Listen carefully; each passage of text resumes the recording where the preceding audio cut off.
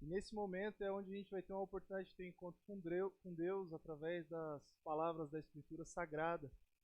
A gente hoje vai descobrir ou relembrar algo que talvez nós já saibamos. Pessoas mudam e mudar é preciso. A gente não pode viver parado, a gente não pode viver estagnado. Hoje aí na convivência, eu queria que você comentasse com as pessoas se você já se mudou alguma vez. Não sei se você já mudou alguma vez de casa, ou se você mora na mesma casa há tanto tempo e há tantos anos. Eu estava sentado ali tentando relembrar. Do ano de 2009 até o ano de 2019, eu já tive 7 endereços diferentes. 7 endereços diferentes em 10 anos. É uma boa média? O que você acha? A verdade é que nos próximos 30, talvez um pouquinho mais, ali no comecinho de dezembro, eu vou para o meu 8º endereço em apenas 10 anos. Isso aqui é uma coisa muito comum na minha vida. Eu já me acostumei, eu convivo e lido muito bem com as caixas. A Carol também, a minha esposa, ela pediu para que eu mandasse um abraço para vocês. Hoje ela não pôde estar, ela está fora da cidade de São Paulo. Foi um casamento de uma amiga dela que vai acontecer logo mais. A gente tem um sistema em casa já para mudança. Cada um já sabe o que tem que fazer.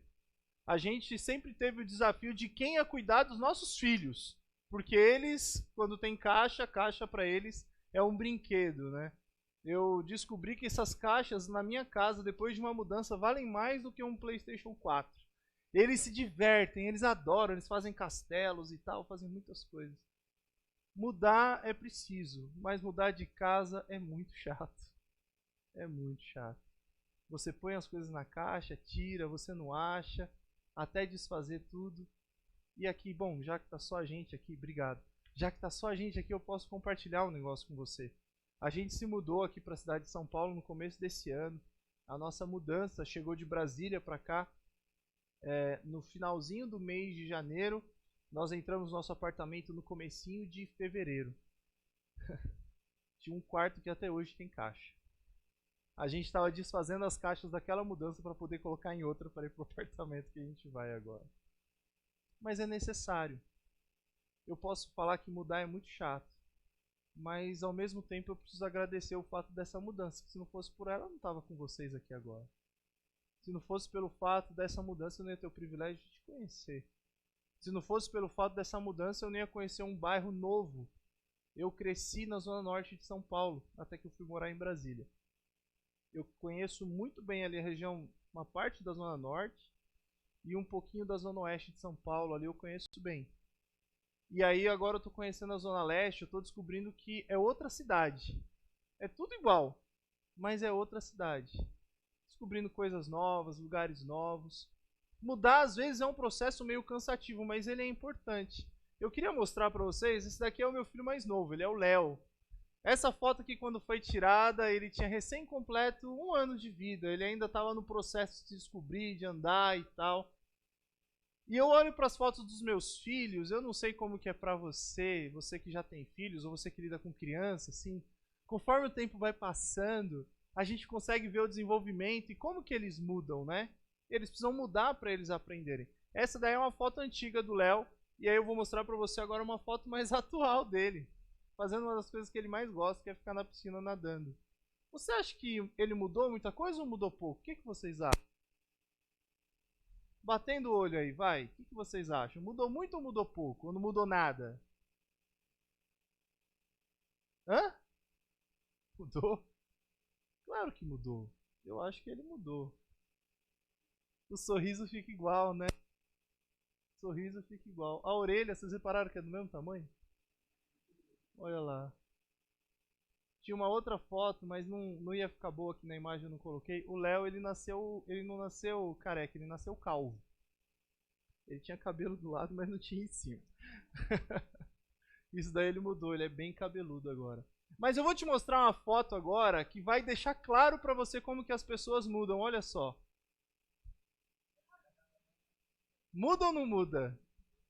9 anos, gente, dessa foto. Eu recebi de um amigo faz 2 semanas. Ele me mandou essa foto, eu falei, miserável, pra que você foi me mandar essa foto? Eu acho que eu tinha uns 20 quilos a menos em 9 anos. Pessoas mudam. Às vezes, a gente muda porque o tempo faz com que a gente mude. Às vezes a gente muda porque a gente percebe que as coisas do jeito que estão indo, não estão indo muito bem. Hoje eu quero ver a história de um personagem bíblico com você que precisou mudar. Se você quiser acompanhar comigo, a gente vai começar agora a entrar um pouco na história de um homem chamado Saulo. O nome dele depois mudou, o nome dele se tornou Paulo. É uma mudança que não tem grandes significados. Mas no livro de Atos, no capítulo 8, no verso 3, fala assim, ó: Saulo assolava a igreja, entrando pelas casas e arrastando homens e mulheres, os encerrava na prisão. Saulo, ele tinha suas convicções. Saulo, ele foi um cara que foi um dos melhores alunos do seu tempo, seja no período escolar, seja na sua pós-graduação depois. Ele era um cara exemplar. Ele sabia falar vários idiomas. Ele era muito bom na hora de falar. A sua apologética era muito boa. Ele sabia discutir, ele sabia convencer as pessoas. E ele foi ensinado por um homem chamado Gamaliel, um rabi. Cresceu aos pés de Gamaliel. O mesmo Gamaliel que, quando o cristianismo começou a crescer, falou assim: deixa. Se o cristianismo for bom e for de Deus, vai prosperar. Agora, se esse papo de Jesus não for, vai morrer. Esse homem foi quem ensinou Saulo. Mas Saulo, ele tinha uma sede, uma vontade, um desejo de fazer o que ele acreditava ser o certo e também um desejo, uma vontade de mostrar para as pessoas que ele estava certo. E nesse desejo, nessa busca, nessa luta, ele respirava, como diz o texto bíblico, Atos capítulo 9, verso 1. Ele respirava ameaças e morte contra os discípulos do Senhor. Ele vai até o sumo sacerdote, como diz no verso 2, ele pediu cartas para que ele pudesse ir até a cidade de Damasco. Ele queria até as sinagogas, a fim de que ele pudesse encontrar alguns que eram cristãos, eles eram do caminho, quer homens ou mulheres, e os levar presos para Jerusalém. A ideia de Saulo era muito simples. Quem acredita em Jesus não está fazendo a coisa certa. E a minha ideia é a ideia certa. E se a pessoa estiver comigo, ótimo. Se ela não estiver comigo, eu vou levar preso. Eu fiquei muito curioso e eu vi alguém explicando outro dia as razões pelas quais eles não acreditavam que Jesus ele é o Messias. A razão que fez com que Saulo permanecesse nessa luta que ele estava. E, dentre as razões, uma das razões era a seguinte: o Messias ele precisava vir da linhagem de Davi, para que o reinado, ou o rei de Israel, se levantasse, e ele precisava ser da linhagem de Davi. Acontece que os cristãos diziam que Jesus não tinha pai. Jesus não tinha pai. Então, se ele não tem pai, ele não tem linhagem, não tem descendência. Então, ele não pode se representar Davi. Então, ele não pode ser o Messias. Simples assim. Esse era o argumento. Mas ele era o filho de Deus. Não tem que ser filho de Deus. Tem que ser filho de Davi. Essa que era a ideia. Tem que ter alguém ali que representasse essa descendência. Saulo ele cresceu na cidade de Tarso. Saulo ele tinha ainda um outro privilégio, ele tinha uma dupla cidadania. Tarso era uma cidade importante, era um centro comercial ou empresarial, a gente pode dizer assim. E ele tinha dupla cidadania, é como se ele tivesse um green card, digamos assim. E esse green card dava muitos direitos, dava muitas possibilidades para ele. E, gente, eu vou falar aqui para vocês, sem medo de errar, Saulo ele se sentia. Saulo ele se achava. Primeiro porque ele era bom e ele sabia que ele era bom.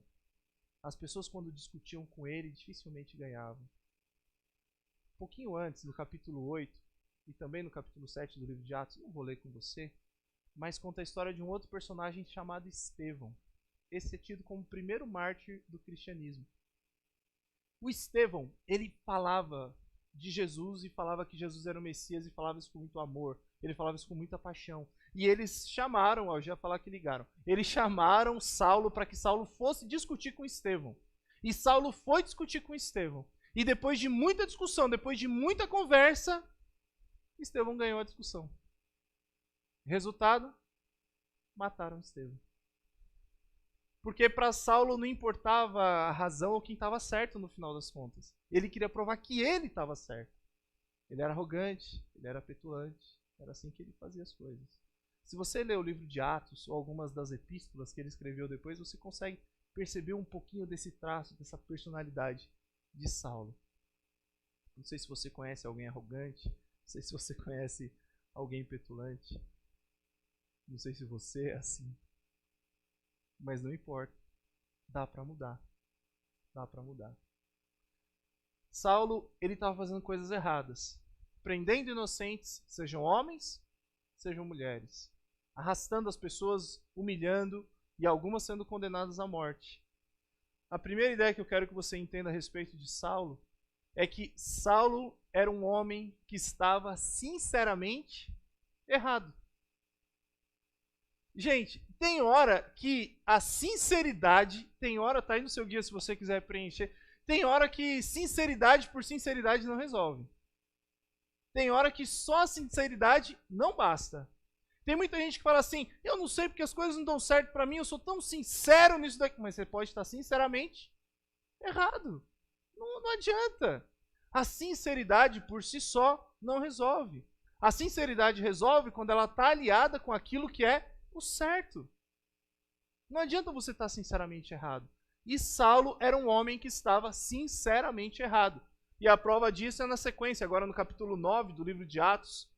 Saulo ele consegue pegar as suas cartas para Damasco, ele vai com uma tropa ou os seus guarda-costas e no caminho da viagem para Damasco, enquanto ele está ali com os seus guarda-costas, uma luz muito forte aparece.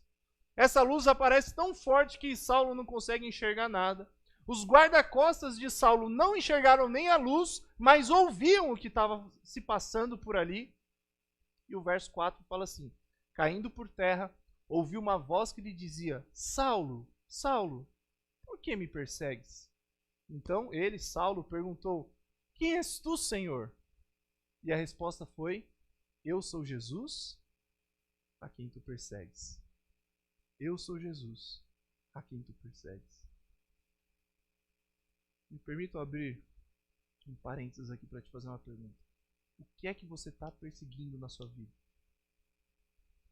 Você já ouviu a expressão dar murro em ponta de faca? O que é que a gente está perseguindo na vida? Onde a gente quer chegar? O que é que a gente quer alcançar? O que eu sei é que Saulo perseguia os seguidores de Jesus. Como nós lemos no verso anterior, homens e mulheres. Saulo perseguiu os seguidores de Jesus. Mas enquanto ele perseguiu os seguidores de Jesus, ele conseguiu ter um encontro com o próprio Jesus. Nós temos uma chance hoje, um privilégio. E o próprio Saulo, depois chamado de Paulo, ele fala: sejam meus imitadores como eu sou de Cristo Jesus. Nós podemos ficar cada vez mais parecidos com Jesus, para que as pessoas que venham seguindo a gente ou perseguindo a gente, em algum momento elas tenham a chance de ter um encontro com o próprio Jesus. Um encontro com o próprio Jesus. E esse encontro de Saulo com Jesus mudou toda a vida dele.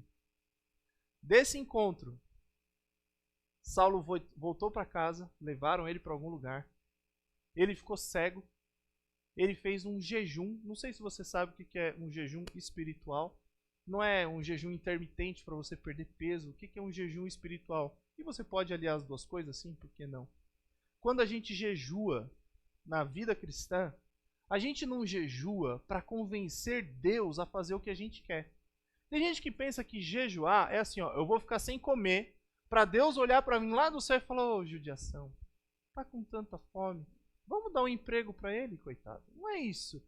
A gente jejua para a gente ter mais tempo. Em vez de eu ficar comendo, eu vou ler a Bíblia. Em vez de eu ficar concentrado em alguma outra coisa, eu vou ter a chance de me concentrar em Deus e na oração.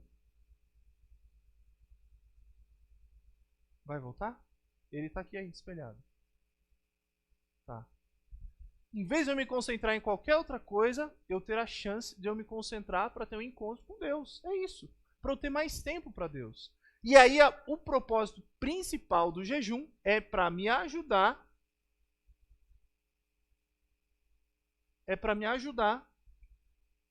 A não é para eu convencer Deus de que eu quero, mas é para me convencer do que Deus tem e quer para mim. É esse o caminho. É um caminho inverso. É diferente. Saulo ficou 3 dias em jejum.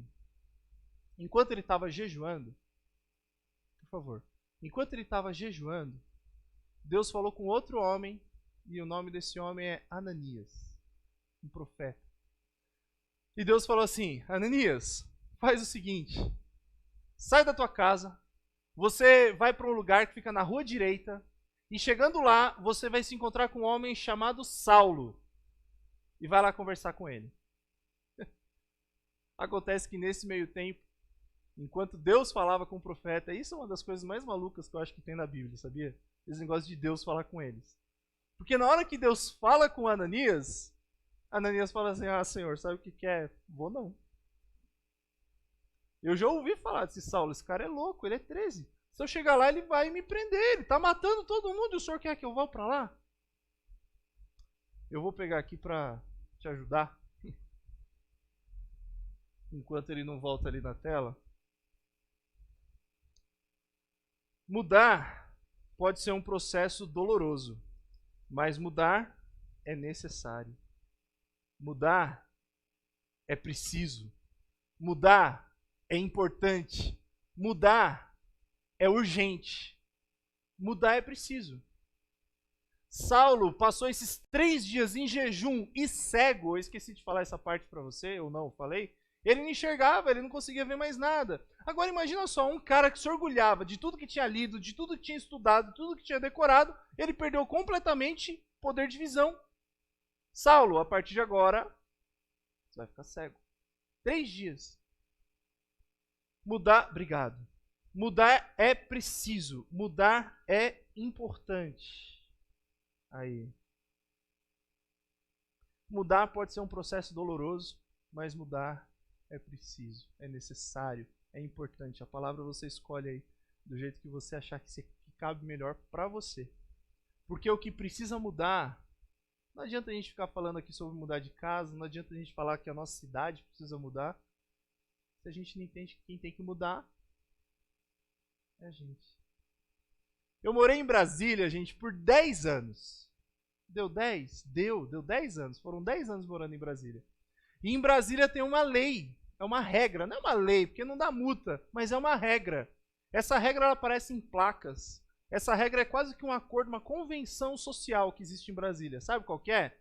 Em vários lugares onde você passa em Brasília vai ter uma placa. E na placa vai estar escrito assim, ó. Em Brasília, nós não usamos a buzina. Não buzina. Você consegue imaginar o que é viver sem buzinar? Eu vivi assim por 10 anos. Aí eu mudei para São Paulo. Gente, o que acontece com vocês? O farol, o semáforo ficou verde. Na hora que ficou verde, o carro está engatado já para sair, mas ficou verde, pé, já buzinam. Que gente estressada. Não adianta tentar mudar a cidade inteira achando que ninguém tem que... Bom, vamos lá, continuar a história, né? Essa semana, eu estava parado atrás de um carro no semáforo. E assim que ficou verde, eu buzinei. Na hora que eu buzinei, eu falei assim, meu Deus, o que está acontecendo? Não adianta eu tentar mudar a cidade se eu deixo a cidade me influenciar. Não adianta eu tentar mudar tudo ao meu redor se eu permito que tudo isso também esteja me influenciando. Quem faz a diferença e quem pode viver a diferença sou eu mesmo. Por isso que é tão importante mudar. Não adianta a gente tentar mudar o Encontro, não adianta a gente tentar mudar o Anália Franco, não adianta a gente tentar mudar a Zona Leste, a cidade de São Paulo, o Brasil, não adianta. Se quem não muda, sou eu. Eu preciso mudar. Por que é doloroso? Porque primeiro Saulo precisou cair no chão, ser humilhado. Depois ele precisou ser conduzido até algum lugar, porque ele ficou cego e não conseguia chegar até lá sozinho. Depois ele ficou sem comer, ele ficou sem ler, ele ficou meio que sozinho. Se você já ficou sem comer uma refeição, você imagina 3 dias. E no final de tudo, Deus ainda manda um profeta, um cristão, para ir lá, para orar por ele e para mudar a vida desse cara. Mudar é um processo doloroso, mas mudar é um processo importante, é necessário. Não tem como a gente fazer as coisas sem essa mudança. E Ananias foi, entrou na casa, orou e ele voltou a enxergar. Mas do diálogo de Deus com Ananias, existe uma frase, uma ideia, que é uma pérola, e eu queria dividir isso com você. Atos, no capítulo 9, no verso 15. Deus falando com Ananias a respeito de Saulo. Ele fala assim: vai, porque este é para mim um instrumento escolhido para levar o meu nome perante os gentios e reis, bem como perante os filhos de Israel. Deus, quando ele olhou para Saulo, ele olhava para Saulo com um olhar diferente, com um olhar especial. Porque Deus já havia escolhido Saulo com antecedência. Eu não sei qual a ideia que você tem com relação a isso, ser escolhido. Eu, quando era garoto, eu gostava de jogar futebol, ia dividir os times. Eu ficava doido nessa hora, porque eu falava, será que alguém vai me escolher para o time? E quando eu era um garoto, assim, viu, eu tinha uns 13 anos de idade, eu não jogava bem, não. Mas eu lembro que na hora que estavam escolhendo o time, o filho do pastor da minha igreja estava escolhendo o time. Ele é bem mais velho que eu, esse filho de pastor. E aí, enquanto ele escolhia o time, ele virou para mim e falou assim: eu quero o Fabinho no meu time. Olha como que marca essas coisas, né, Wesley? Como que você não vai lembrar, mas eu lembro disso. Eu lembro que o Wesley, nesse dia, virou para mim e falou assim: eu quero o Fabinho no meu time. O pai dele era pastor da minha igreja. Eu quero o Fabinho no meu time. Eu lembro que eu até fiquei assim. E aí ele olhou pra mim e falou assim: eu quero o Fabinho no meu time porque ele é raçudo. Joguei aquele dia que eu corri, dei carrinho e fiz tudo que eu podia. Falei, o cara me escolheu. O cara me escolheu. Gente, eu não sei o que vocês pensam a respeito de como Deus faz escolhas. Mas Deus, quando olha pra gente lá do céu, o céu é muito longe, né? Deus, quando está aqui do nosso lado e olha para a gente, coloca a mão no nosso ombro, ele fala assim: eu escolho você. Porque você é raçudo. Porque você é inteligente. Porque você é sincero. Porque você é gentil. Porque você tem força. Ou porque você está fraco. Mas eu escolho você. Eu quero você no meu time. Eu quero você do meu lado. Você faz parte de mim. E o que eu preciso que você entenda aqui hoje à tarde é que eu, ou você, é um dos escolhidos de Deus. Assim como ele escolheu Saulo, hoje ele também escolhe você. Hoje você e eu temos a chance de fazer parte desse grupo seleto, maravilhoso e importante, que é o grupo do time de Deus.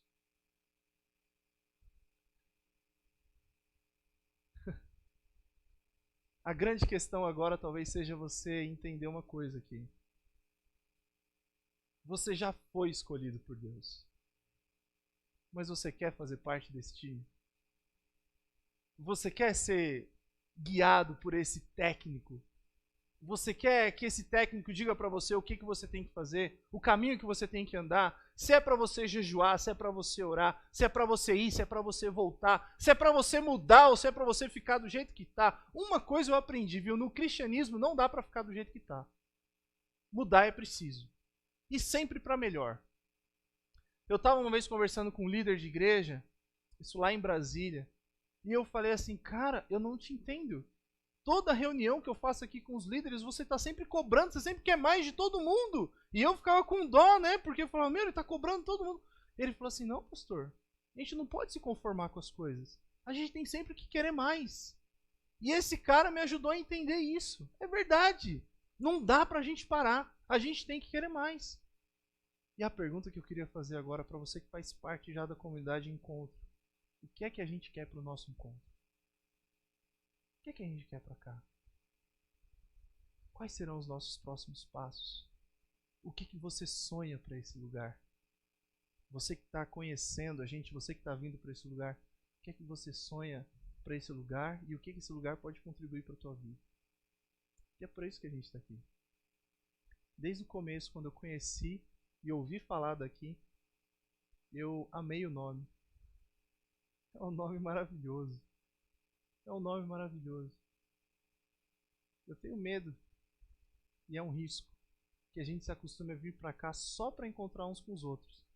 E apesar de eu ter falado só, não é pouco, já é bastante. Mas nunca vai ser completo se ao vir aqui a gente não tiver um encontro com Deus. E eu espero que nessa tarde você tenha tido esse encontro. E ao sair daqui, você saia sabendo que Deus te escolheu. Você é um escolhido de Deus, você é uma escolhida de Deus. Eu quero orar com você para a gente se despedir, mas eu queria fazer esse momento de oração hoje aqui da seguinte maneira. Eu vou permitir que você comece orando. Aí, com o jeito que você tá, você vai fechar os seus olhos, se você sentir a vontade assim, e você vai falar com Deus. E você vai poder dizer para Ele: Senhor, eu preciso ter convicção de que eu faço parte do seu time. Eu preciso ter convicção de que eu preciso viver um encontro com o Senhor todos os dias. E eu quero tomar uma decisão a partir desse momento do que eu posso fazer para que esse encontro seja real. Fale com Deus, de suas palavras, do seu jeito. Pede para Ele, deixa claro para você que você foi escolhido por Ele. Eu tenho certeza que Ele vai fazer isso por você porque Ele te ama.